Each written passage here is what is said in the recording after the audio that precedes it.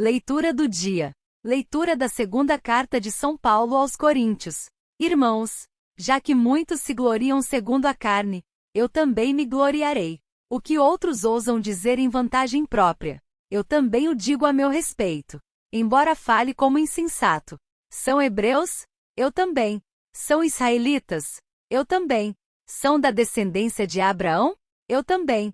São servos de Cristo? Como menos sensato digo, eu ainda mais. De fato, muito mais do que eles. Pelos trabalhos, pelas prisões, pelos açoites sem conta. Muitas vezes vi-me em perigo de morte. 5 vezes. Recebi dos judeus 40 açoites menos um. 3 vezes fui batido com varas. 1 vez fui apedrejado. 3 vezes naufraguei. Passei uma noite e um dia no alto mar. Fiz inúmeras viagens com inúmeros perigos. Perigos de rios, perigos de ladrões, perigos da parte de meus compatriotas, perigos da parte dos pagãos, perigos na cidade, perigos em lugares desertos, perigos no mar, perigos por parte de falsos irmãos, trabalhos e fadigas, inúmeras vigílias, fome e sede, frequentes jejuns, frio e nudez, e sem falar de outras coisas. A minha preocupação de cada dia, a solicitude por todas as igrejas. Quem é fraco, que eu também não seja fraco com ele. Quem é escandalizado, que eu não fique ardendo de indignação. Se é preciso gloriar-se, é de minhas fraquezas que me gloriarei. Evangelho do dia.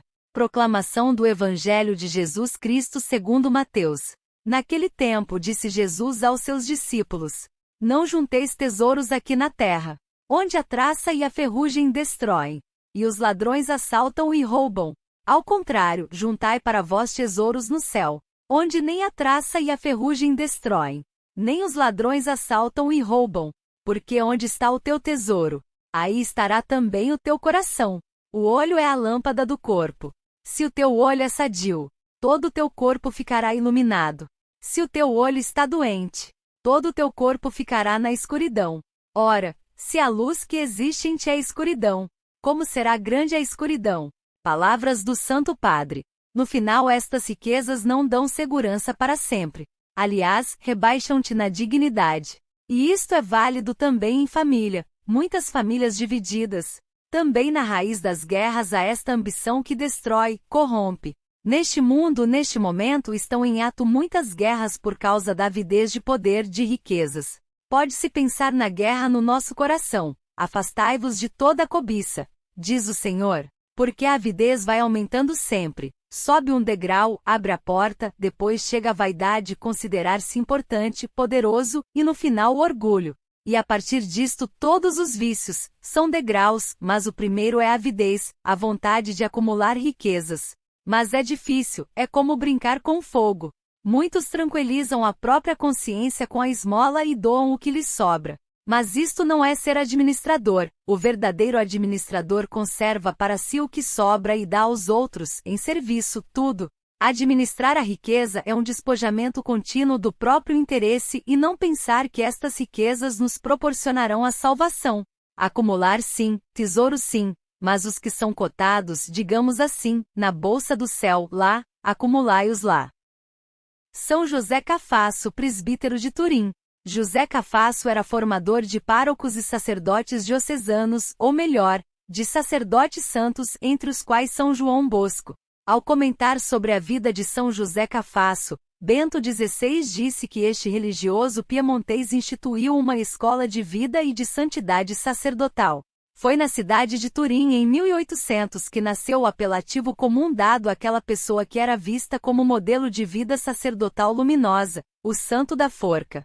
Trata-se de uma definição ligada diretamente à sua obra ao lado dos condenados à morte nas prisões, lê no Ove de Turim.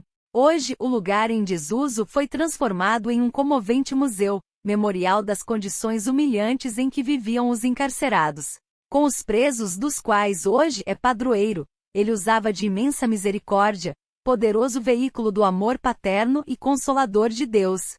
Precisamente pela sua assídua missão ao lado dos últimos, ele é recordado também como um dos chamados Santos Sociais de Turim. Cerca de 10 religiosos e leigos iluminados, que entre os séculos XIX e XX, se dedicavam às emergências da cidade e a todos os necessitados. Verdadeiro pastor. José Cafasso nasceu em uma família de camponeses, em Castelnuovo de Asti, em 1811, e foi ordenado sacerdote em Turim, em 1834. Transcorreu grande parte da sua vida no internato eclesiástico da capital piemontesa, do qual se tornou diretor. Conterrâneo e diretor espiritual de Dom Bosco, de 1815 a 1888, Padre Cafasso distinguiu-se, não só por seu magistério no Seminário Maior de Turim, mas também pela sua doçura e serenidade que sabia transmitir às pessoas.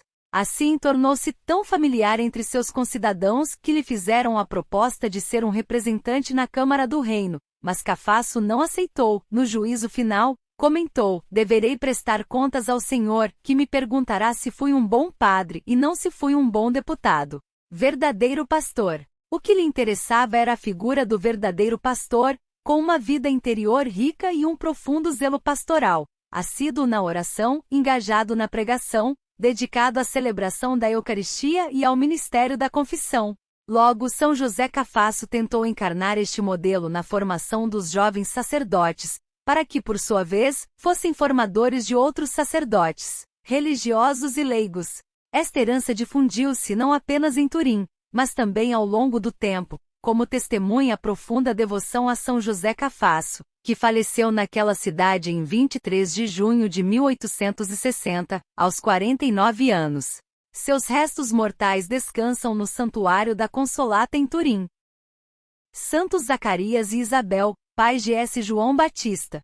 No tempo de Herodes, rei da Judéia, havia um sacerdote chamado Zacarias, que pertencia à classe sacerdotal de Abias. Isabel, sua mulher, também era descendente de Arão. Ambos eram justos aos olhos de Deus, obedecendo, de modo irrepreensível, todos os mandamentos e preceitos do Senhor. Mas eles não tinham filhos porque Isabel era estéril e ambos tinham idade avançada, LC 1:5-7. Hoje a liturgia celebra a festa de um casal de santos, o primeiro, depois de Maria e José, do qual falam as Escrituras. O Evangelho de Lucas começa, exatamente, com a história destes dois esposos, que eram justos diante de Deus, fiéis e observantes. Porém, tinham um espinho no coração por não poder conceber um filho. Naquela época, a esterilidade também era uma causa de marginalização.